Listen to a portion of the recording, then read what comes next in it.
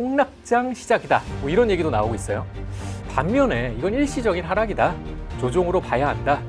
4월 2일 정도가 아마 이 관세에 따른 어떤 변동성의 거의 끝이 아닌가 하는 생각이 들어요. 과대 부채 문제, 인플레이션, 굉장히 높은 밸류에이션 이제 이런 것들이 종합해서 발생한 문제지 이제 관세는 아주 작은 하나의 어떤 말씀하신 트리거 정도로 보고 있습니다. 정말 이게 뭐 속된 표현으로 박살이 날 정도로 훼손이 되는 거냐, 주가 또는 경제라고 하는 것은 금방 회복력을 보이더라고요. 굉장히 부정적으로 본 게 나스닥 100 기준 16,000이니까 증산하면서 인플레이션 잡을 거고, 패드 독립성 인정할 거고, 10년물 금리 콕 찍어서 잡을 거고, 텍스커된 잡스 액트 영구화시켜버릴 거다. 굉장히 중요한 발표한 겁니다. 오히려 단기 반등이 나오면 그러니까 반등 시 매도가 돼야지 바이더 딥으로 계속 접근하면 굉장히 위험할 수 있다고 보고 있습니다.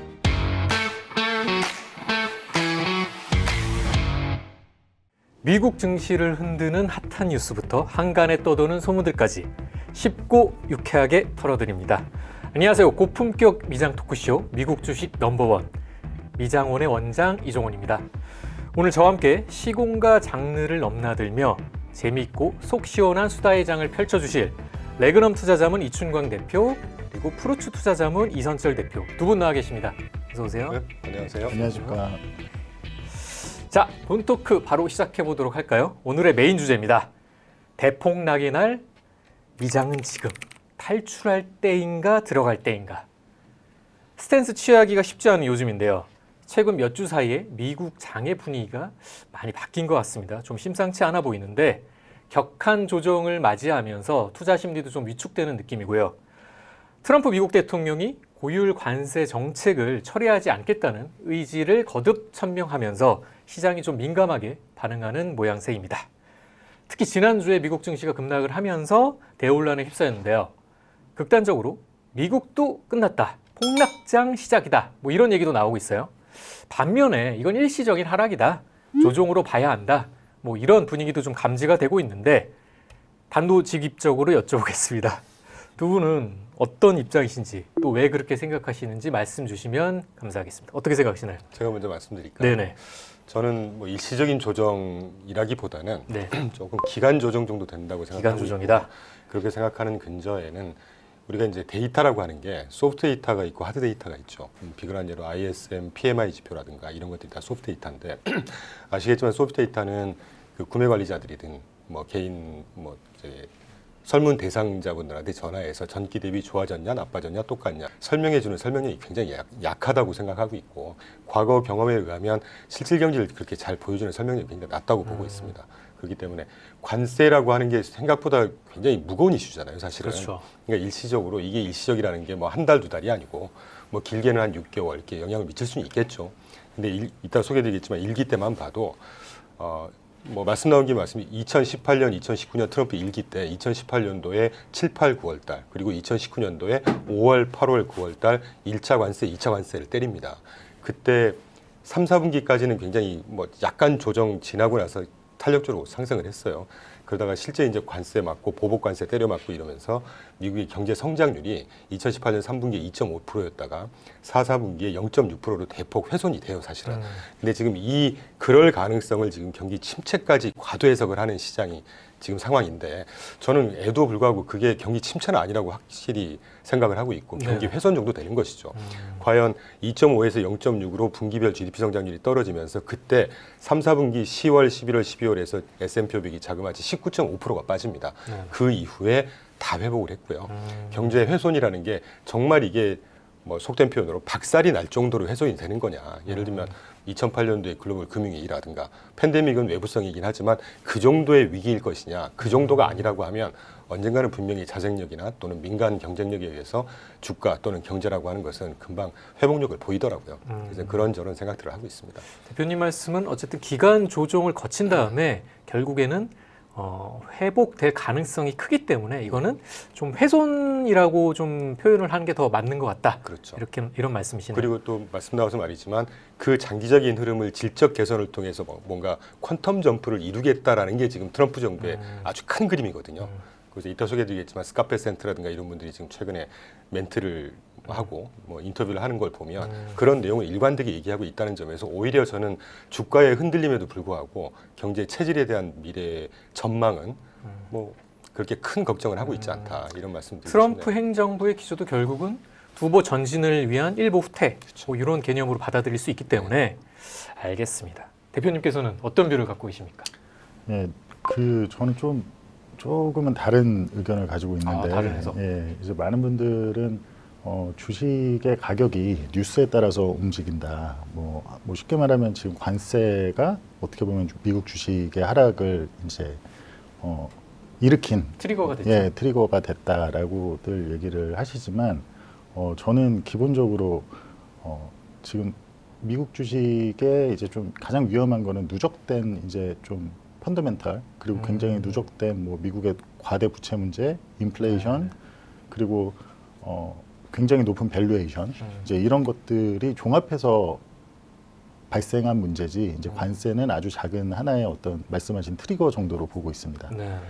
이제 그냥 미국 주식 S&P 500을 명목 GDP로 나눈 겁니다. 네. 근데 명목 GDP라고 한다는 건 광의 통화와 광의 통화의 유통 속도를 곱한 값이거든요. 이제 그 시점으로 본다면 그러니까 쉽게 말하면 버핏 지수라고 보시면 됩니다. 그렇게 봤을 때 지금 2000년 사실 IT 버블 꼭지보다도 훨씬 높습니다. 그리고 22년 초가 그때보다 22년 초도 사실 2000년 IT 버블보다 높았는데 지금 역사상 지금 가장 높은 시점이고 뭐 여러 가지 뭐 밸류 지표로 봤을 때 미국 주식이 굉장히 비쌉니다. 근데 그런 미국 주식의 고평가를 계속 이제 정당화 시켜줬던 건 기본적으로 연준의 부양책, 지난 오랜 기간, 뭐 팬데믹 이후뿐만 아니고 08년 이후부터 시작된 연준의 부양책, 그리고 이제 여러 가지 이제 이제 규제 완화나 이제 그런 점들이 있었다고 보는데요. 바이든 정부 때와 다르게 지금 현재는 트럼프 정부도 주식이 올라가는 걸 원치 않고 주식이 내려가길 원하고 연준도 주식이 내려가길 원하고 베센트도 내려가길 원하는 것 같아요. 그러니까 지금은 어떤 우호적인 환경이 없고 어떻게 보면 돈이나 유동성이나 뭐 부채 화폐화를 통해서 장기간 올라갔던 이제 미국으로만 쏠렸던 그런 자금들이 그런다고 해서 이제 미국 외의 나라들까지 다 같이 안 좋아진다는 저는 그렇게 보지 않고요. 네네. 오히려 이제 미국의 성장성 둔화 내러티브와 맞물려서 다시 회귀되는 시점이 되는 것 같다라고 보고 있습니다. 네. 네. 말씀은 지금 어떻게 보면 이 증시의 혼란스러운 모습은 네. 트럼프 행정부의 관세 정책 이게 어떻게 밑바탕이 된 것 같아 보이지만 사실 그거는 이제 트리거였을 뿐이고 미국 경제 어떤 재무적인 지표라든가 펀더멘탈 기초 체력이 약해진 상황에서 이런 관세 이슈가 불거지면서 어떤 증시적인 측면에서도 그런 혼란이 야기되고 있다. 뭐 이렇게 맞습니다. 보시면 될까요? 그거 체력이 약해졌다기보다는 명목 경제는 겉으로는 강하게 좀 수치가 나올 수는 있으나 기본적으로 미국의 이제 그런 경제 지표가 좀 반짝 강하게 바이든 정부 때 나왔던 거는 정부의 재정 지출, 재정 적자를 엄청나게 확장시켜서 좀 겉으로 드레스업을 시킨 거죠. 그 경제 자체를. 화려하게 좀 시장을 메이크업을 좀 했네요. 그렇죠. 그리고 또 그러기 위해서는 사실은 웨스 이펙트가 올라와 있어야 됐기 때문에 부의 효과가 주식 가격이 비싸니까 미국인들은 다 401k에 가입이 돼 있잖아요. 네네. 부의 효과가 미국인들의 명목 소비를 지탱을 시켜준 거죠. 특히 자산의 가진이 이제 뭐 상위 50%는 어느 정도 충분히 그 소비가 유지될 수 있었는데 이제는 그러한 동력 자체도 인위적으로 계속 올릴 수 있었던 동력 자체도 좀 바닥나고 있는 상황으로 보인다는 거죠. 그래서 저는 사실 단기적으로는 충분히 지금 S&P 500이 고점 대비 한 9% 정도 빠졌는데 네네. 단기적으로는 충분히 좀 반등할 수 있다고 봅니다. 단기 반등은 오히려 가능하다. 단기 반등은 네, 아주 단기 반등이 나올 거라고 보고 저도 나오지 않을까 싶은데요. 네네. 오히려 단기 반등이 나오면 셀 더 랠리가 돼야지 그러니까 반등 시 매도가 돼야지 미국 주식을 과거와 같은 패턴으로 특히 24년과 같은 패턴으로 바이더 딥으로 계속 접근하면 굉장히 위험할 수 있다고 보고 있습니다. 그동안의 어떤 바이든 행정부 때부터 이제 이어져 온 미국 어떤 재무적인 경제 지표라든가 이런 걸 봤을 때 미국의 경제 상황이 약간은 좀 속빈 강정 뭐 그런 네네, 느낌으로 봤습니다. 예, 네. 들여다보신 것 같아요. 네. 자, 보통 일반적으로 이 증시 조정이라는 거는 수개월에 거쳐서 나타나기 마련입니다. 근데 이번 조정은 불과 한 2주 정도 걸렸던 것 같아요. 체감상. 이게 미국 증시 역사상 보더라도 1920년대 이후로 가장 빠른 패턴이라고 합니다. 특히 주목해야 될 것은 7번의 빠른 이 경기 변화, 특히 증시와 관련된 이 변화 흐름 중에 무려 3번이 트럼프 행정부 시절에 불거졌다는 건데요. 2018년 그리고 2020년에 이어서 이번이 3번째 기조라고 보시면 될 것 같습니다. 자, 작년에 불호황이었던 미국 증시 너무 올랐다, 비싸다 뭐 이런 거품론이 나오고 있는데 미국 주식 시장 거품이라고 보십니까? 주식은 기본적으로 거품이 쌓여 있는 것이죠. 그 거품의 정도가 네네. 얼마나 크냐를 우리가 가장 쉬운 지표로 보자면 기업의 이익 성장성 아니겠어요? 어떤 외국 보고서를 보니까 10년 단위의 장기로 갈수록 기업의 주가를 견인하는 요소는 매출액 성장이고요. 그러니까 회사가 성장을 해야 된다는 거죠. 외형 성장을. 단기적으로 올수록 기업 이익 성장성의 주가는 움직인다고 합니다.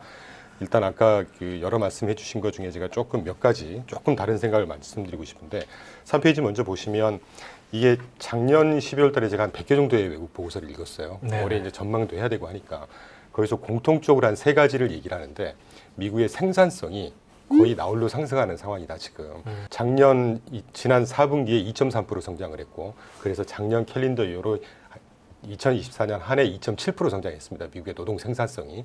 이 노동 생산성이 지금 3페이지 우측에서 보시는 그래프처럼 미국이 나홀로 지금 상승하는 추세죠. 팬데믹 이후에 보면. 네네. 뭐 영국, 뭐 멕시코, 스페인, 호주, 이태리, 일본, 유럽, 뭐 독일 할 거 없이 거의 비슷한 뭐 호버링을 하고 있거나 하락하는 추세인데도 불구하고 미국이 나홀로 상승하고 있다는 거. 그리고 뭐 펀더멘털이 훼손이 되지 않고 펀더멘털이 생각보다 강하고 그것 때문에 그걸 반영하는 이익 성장성이 밸류에이션으로 볼 때 버블 영역은 충분히 아니라는 말씀은 제가 여러 가지가 드릴 수 있지만 대표적으로 이 생산성만 보더라도 미국이 굉장히 나홀로 상승하고 있는 수준이기 때문에 주가의 상승을 어느 정도 설명할 수 있다라고 뭐 간단히 설명드리고 싶고 또 하나는 그 펀더멘털 지표라고 하면 펀더멘털을 여러 가지 뭐 소비, 물가 이런 것들 다 애그리게이트해서 발표하는 게 GDP 성장률이잖아요. 네.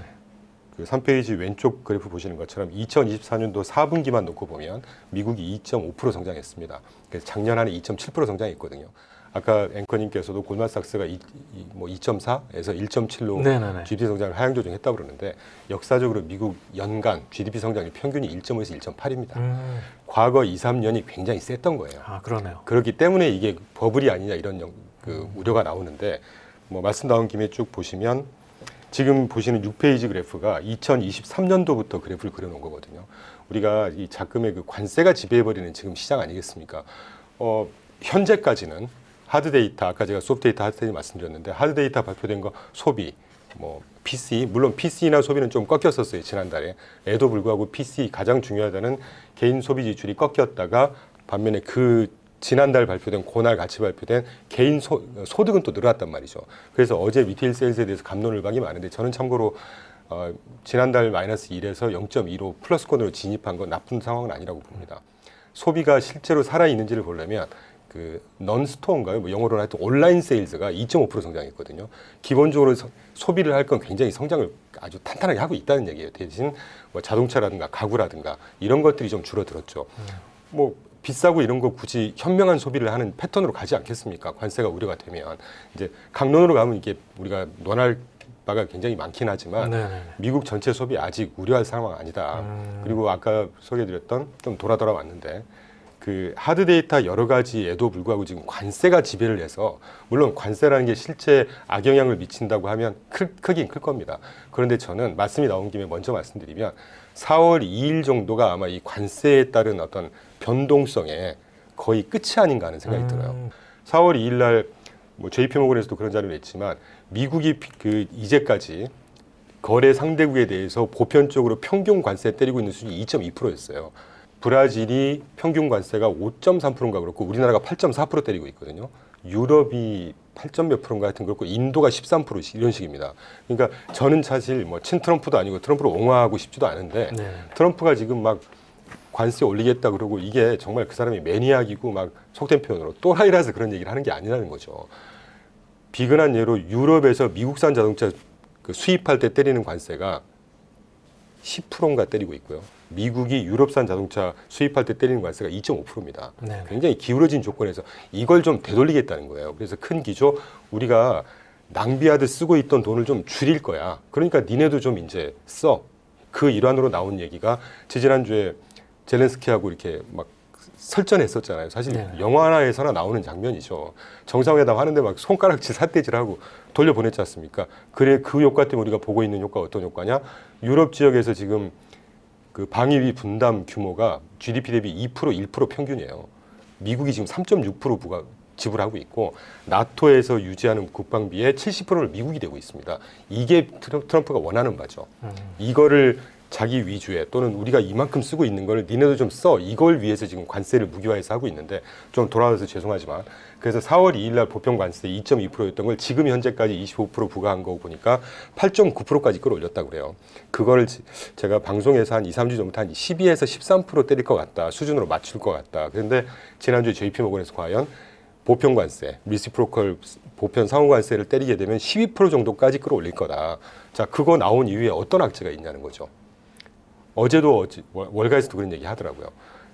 일단 4월 2일 날 보편 관세 12, 13% 정도 되면 그 이후부터는 협상을 통해서 조금 내려주던지 그게 아마 변동성의 끝 내지는 악재의 끝일 거다라는 소식을 얘기해주고 있는데 하여튼 경제라고 하는 건 금융 경기와 실물 경기로 구성이 돼 있어요.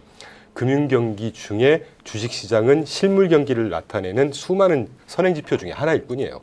주식이 흔들리면 자꾸 이렇게 실물 경기가 흔들린다는 막 그 과대 해석을 하는데 전혀 반대라는 것이죠. 그러니까 실물 경기가 실제로 어떤지를 꼼꼼하게 하드 데이터를 기준으로 봐야 되는데 그게 지금 약간 주식이 흔들리면서 이 심리적으로 불안한 상황이고 그게 또 관세가 휘몰아치고 이러다 보니까 실물 경기까지 좀 과도하게 비관론이 팽배해지는 그런 거를 보면서 조금 안타까운 상황입니다.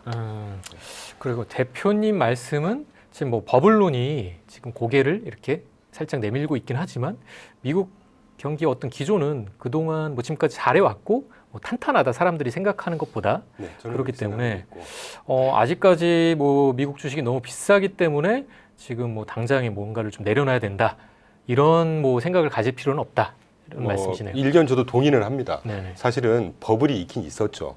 우리가 S&P 500하고 S&P 500 S&P 500을 추정하는 대표적인 ETF가 스파이잖아요. 네네네. S&P 500은 잘 아시겠지만 시가총액 방식이지 않습니까? 그러니까 M7이라든가 빅테크의 비중이 그만큼 더 많이 반영이 됩니다. S&P 500은 사실 버블 영역이 좀 있었어요, 사실은. 그런데 S&P 500 이퀄 웨이트를 보시면 뭐 상승률 자체가 스파이 보다 그러니까 S&P 500 이퀄 웨이트를 추종하는 ETF가 RSP라는 종목이 있거든요. 그 종목의 수익률을 보시면 2023년부터 연도별로 쭉 봐도 S&P 500의 한 절반 수준에서 조금 더해요. 매년 저는 개인적으로 한 15에서 20% 정도가 적정한 수익률이라고 보거든요. 보수적으로 15%. 딱 그 정도의 지금 수익률을 시현을 하고 있습니다. 이퀄 웨이시. 그럼 이퀄 웨이까지 버블이냐? 이건 아니라는 거죠. 반면에 S&P 500이 지금 2023년 40 몇 프로 났고 뭐 이런 식이었잖아요. 그러니까 이 소수 몇 개 종목들, AI 덕분이든 뭐든 하여튼 빅테크나 M7은 특히 엔비디아, 뭐 테슬라 이런 종목들이 그동안에 이 과열 영역에 진입을 했었던 것을 미국 전체 시장까지 확대 해석을 하지 말자는 거죠. 네. 뭐 엔비디아, 테슬라 워낙 상징적인 종목들이기 때문에 그런 영향도 있는 것 같고요. 어쨌든 대표님 말씀은 트럼프 행정부가 이제 불러일으킨 어떤 관세 기조 이런 것들이 주식 시장에 굉장히 좀 격동적인 변화를 주는 혼란스러운 변화를 주는 그런 국면도 최악의 국면도 조금 지나갔다. 뭐 이렇게 보시는 것 같습니다. 대표님은 전혀 반대의 생각을 혹시 갖고 계시나요? 저는 그때도 계속해서 얘기를 했던 게 중국을 사야 된다. 홍콩 특히 홍콩 기술주를 딱 해서 얘기를 했습니다. 네네. 근데 제가 그때 당시에 뭐 23년부터 얘기를 했으니까 네. 정말 저점부터 얘기를 했거든요. 그리고 저희도 실제 그런 홍콩 기술주들 위주로 투자를 많이 했고 지난 1년간 지금 수익이 홍콩 기술주 같은 경우가 지난 1년간으로 뭐 예를 들면 나스닥 100 대비 항생테크가 나스닥 100 대비 거의 한 제가 알기로 두세 배 정도 아웃퍼폼 하고 네. 한 걸로 알고 있습니다. 이미. 말씀드리고 싶은 건 제가 이제 그런 거에 대해서 계속 말씀드렸던 거는 뭐 관세가 어떻고 뭐 이게 어떻고 제가 트럼프가 당선될 줄 알았던 것도 아니고 뭐 이런 얘기가 아니고 그냥 다시 말씀드리지만 밸류에이션이 너무 비싸다. 근데 그 밸류에이션을 측정하는 지표는 아주 여러 가지가 있는데 제가 아까 보여드렸던 차트는 단순한 그냥 버핏 지수로 그냥 말씀을 드린 거지만 어떤 실질적인 정말 그 밸류에이션 측정을 하는 도구로 보더라도 뭐 많은 분들이 S&P 500 뭐 이퀄 웨이트를 투자하시는 거 아니잖아요. S&P 500에 투자를 하시는 거죠. 뭐 나스닥도 마찬가지고 어떤 지표 어떤 것들을 대입해서 보더라도 지금 현재 장기 금리 지금 현재 이제 S&P 500이나 나스닥 같은 경우는 듀레이션이 긴 자산으로 봐야 되기 때문에 장기 금리와 수익률을 경쟁하는 자산이거든요. 네네. 지금 현재 장기 금리나 뭐 그 안에 뭐 인플레이션 기대치나 실질 금리나 여러 가지 측면을 봤을 때 그냥 미국 주식은 너무 비쌌다. 24년부터 이미 제가 24년이라고 하는 거는 제가 처음부터 굉장히 부정적으로 본 게 나스닥 100 기준 16,000이니까 사실 아직은 뭐 전혀 저는 시작도 안 됐다고 보고 있습니다. 미국 같은 경우는. 또한 매크로 환경도 미국과 지금 미국 외 레스트 오브 월드는 완전히 정반대의 상황입니다. 지금 최근에 실제로 제가 계속 그렇게 해서 미국을 숏하고 중국이나 이제 중국, 홍콩 기술주나 이제 뭐 브라질 뭐 여러 이제 신흥 국가들을 굉장히 강하게 롱하고 원자재도 롱을 저희는 많이 하는데 실제로 최근 한 달간 미국 주식이 빠질 때 그 레스트 오브 월드 그러니까 미국 외의 나라들 그리고 원자재 이제 그런 신흥국들 밸류에이션이 계속 수축돼 있었던 국가들이 네. 굉장히 크게 상승했습니다. 그러니까 전혀 타격을 안 받았어요. 근데 그럼에도 밸류에이션 관점에서 지금 뭐 제가 아까 말씀드렸잖아요. 지난 1년간 실제 뭐 나스닥 100보다 거의 항생테크가 뭐 거의 3배 가까이 상승 아웃퍼폼을 했더라. 2배 넘게. 그런데도 불구하고 밸류에이션 측면에선 여러 가지로 너무 싸다. 오히려 신흥국은 채권 같은 저는 이제 미국의 주식은 셀더 랠리를 해야 된다고 보고 반대로 미국의 채권은 장기물까지는 모르겠지만 저는 원래 미국의 장기물에 굉장히 부정적이었거든요. 네네. 국채에 대해서. 근데 이제는 장기물은 제가 여전히 뭐 그냥 터치하지 마시라고 말씀드리지만 2년, 5년 테너, 한 5년, 듀레이션 5년까지는 오히려 바이더 딥을 해도 좋을 것 같다. 미국은 이제 정말로 성장이 꺾이는 구간에 진입을 한 거다라고 저는 확실히 보고 있고 반대로 이제 중국이나 레스트 오브 월드는 주식은 바이더 딥이 가야 될 거고 원자재도 마찬가지입니다. 바이더 딥을 해야 될 거고 채권은 오히려 셀더 딥을 하는 게 맞을 거다. 중국의 장기 금리가 굉장히 역사적으로 낮은 수준까지 내려왔었잖아요. 네. 근데 지금 오히려 중국의 금리 채권 같은 경우는 금리는 장기 금리는 좀 우상향할 가능성이 있다. 네. 주황색으로 색깔 있게 표시된 게 이제 미국의 10년 금리고 그 아래 흰색 줄이 10년 금리 안에 속해 있는 10년 텀 프리미엄이라고 합니다. 근데 이 10년 텀 프리미엄이 지금 23년 10월이죠. 이때가 언제인지 혹시 기억나시나요? 언젠가요? 10년 금리가 5%까지 갔을 때입니다. 지금 현재 미국 10년 금리가 4.2%, 4.3% 정도 되거든요. 네네. 그때 당시에 텀 프리미엄, 근데 미국 금리가 5%까지 갔을 때와 비슷한 수준의 텀 프리미엄을 유지를 하고 있습니다. 이게 무슨 말이냐면 지금 이 모든 성장 둔화나 이런 거를 일단 내러티브나 뉴스적으로 야기한 건 트럼프와 그리고 베센트 행정부인 거는 아마 많이들 알고 계실 거예요. 네. 왜냐하면 부채를 줄이겠다. 해야 될 일을 하겠다. 어떻게든. 그렇게 해서 장기 금리를 10이어를 타겟팅하겠다고 하고 있잖아요. 그래서 실제 10년 장기 금리가 내려왔습니다. 네. 부채 문제를 어떻게든 건전하게 하겠다라고 해서. 근데 부채 문제를 건전하게 하겠다라는 건 무슨 말이냐면 지출을 줄이고 재정 적자를 줄이겠다라는 얘기잖아요. 네네. 근데 심지어 얼마 전에 발표됐는데 사실은 지출이 줄지가 않았습니다. 트럼프 정권은 여전히 말은 그렇게 하고 엄청나게 뭘 하고 실제로 하고는 있는 것 같아요. 도치도 그렇고. 근데 실제로 어쨌든 발표된 걸로 봤을 때는 일단은 2월 동안은 전혀 줄지 않았고 오히려 계속 쓰고 있더라고요. 아하. 지출이 늘어나고 있는 그런 상황. 맞습니다. 네. 그러다 보니 자 보시면은 장기 금리는 크게 내려왔어요. 얼마 전에 4.9, 4.8까지 갔었잖아요. 24년 말쯤에도 장기 금리가 크게 내려왔는데 문제는 이 장기 텀 프리미엄이라는 거는 이게 계속 높은 상태로 있다면 이거는 미국 경제에 굉장히 강한 둔화 압력을 주거든요. 장기적인 인플레이션 압력이 아직 미국은 죽지 않은 상태에서 이제 중국이나 레스트 오브 월드는 지금까지 모든 긴축을 다 마쳤단 말이에요. 24년이나 23년에 바이든 정부가 그렇게 어떻게든 재정 부양을 눈 가리고 아웅하듯이 했던 것과 다르게 진짜로 모든 긴축을 자체적으로 끝낸 것 곳들이 이제 중국, 네. 뭐 이제 일부 있는데 그런 곳들은 이제는 미국과는 완전 정반대의 매크로 사이클입니다.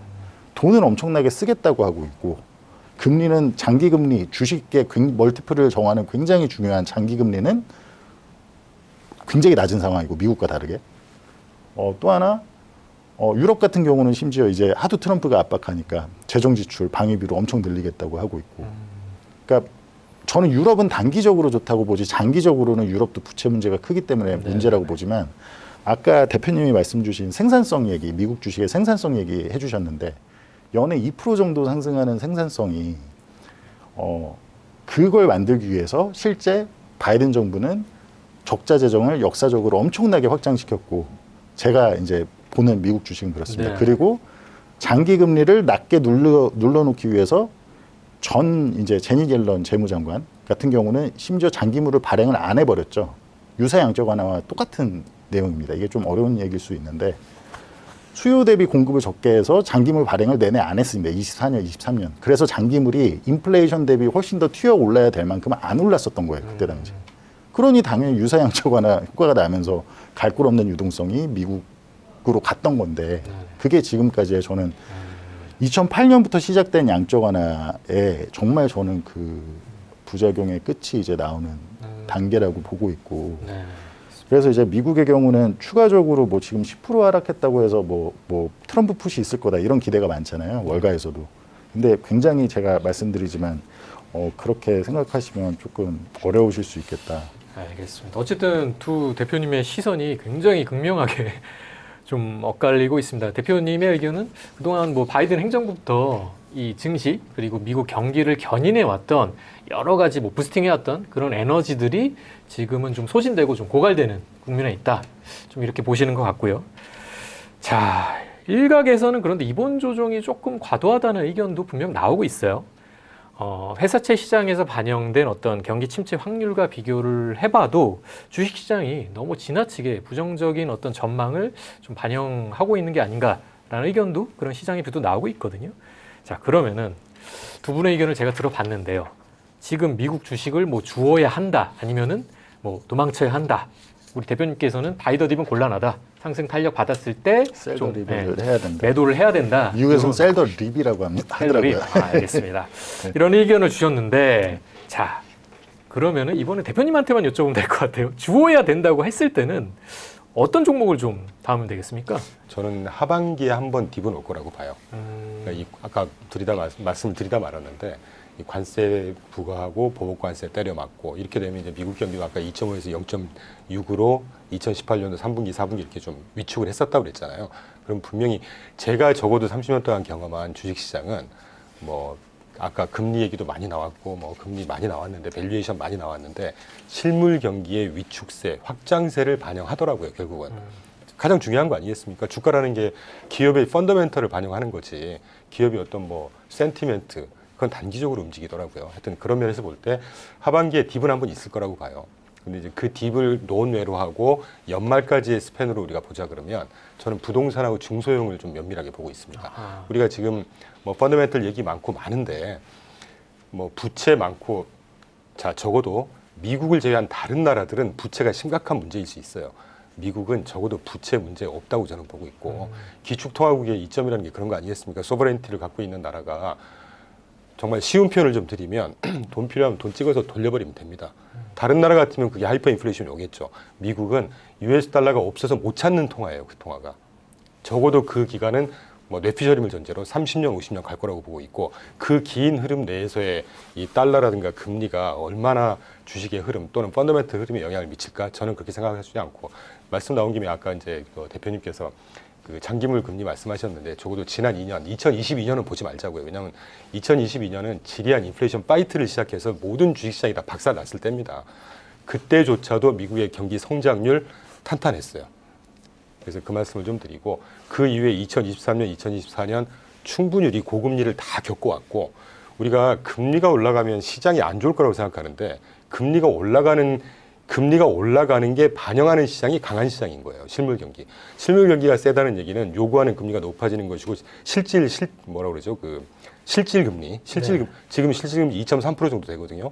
1.6% 5%에서 지금 2.3% 올라왔습니다. 그게 이미 작년 하반기에 2.3% 정도에 도달을 했어요. 금리 높다고 해서 경기가 위축된다는 얘기는 단견적인 시각이라는 생각을 좀 하고 있고, 금리가 떨어지면 결국은 그게 뭐 정책금리든 시장금리든 금리가 떨어지는 상황이 주식이 안 좋은 상황입니다. 이게 적용하는 기간을 좀 놓고 다르니까. 네네. 그렇기 때문에 하여튼 뭐 돌아왔는데, 연말까지 보면 중소형 부동산을 보는 이유는 우리가 지금 관세에 대한 어떤, 그래서 2월부터는 제 나름의 워딩을 지금 쓰고 있는 게 트럼프의 채찍과 당근이라는 표현을 좀 쓰고 있거든요. 이제까지는 트럼프 채찍 때문에 시장이 많이 흔들렸죠.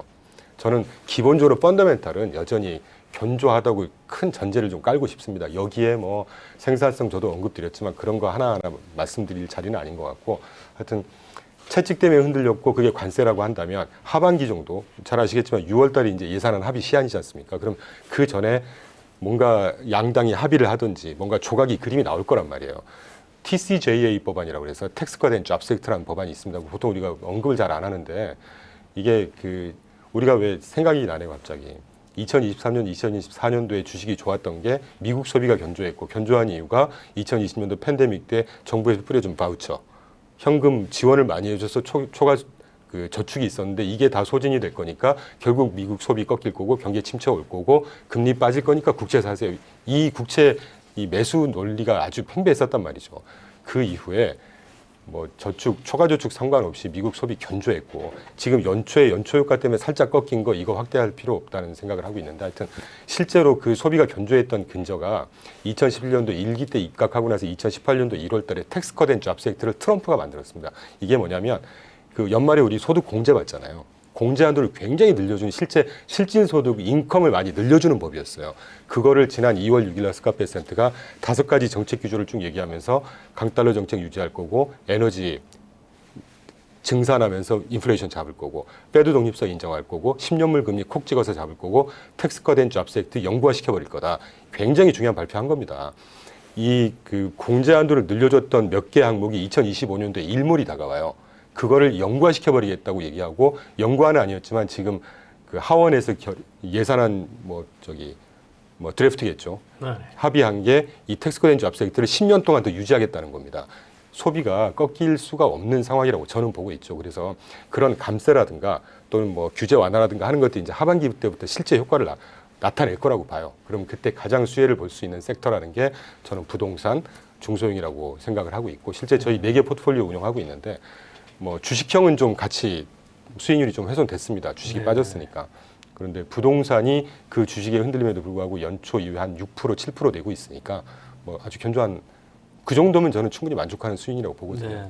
네, 그 정도 말씀드릴 수가 있을 것 같아요. 대표님 말씀은 어쨌든 뭐 지역적으로는, 그리고 단기적으로는 주가적인 측면에서 증시 조정이 물론 있을 수 있지만 장기 시계열로 봤을 때는 결국에는 뭐 우상향하는 기조를 기대할 수 있다. 이런 말씀이셨고요. 또 아까 대표님께서 말씀하셨듯이 오히려 반등할 때는 매도 전략으로 대응하자. 포트폴리오를 좀 리밸런싱하면서 대응하자. 뭐 이렇게 좀 줄여가면서 대응하자. 뭐 이런 말씀이셨던 것 같습니다.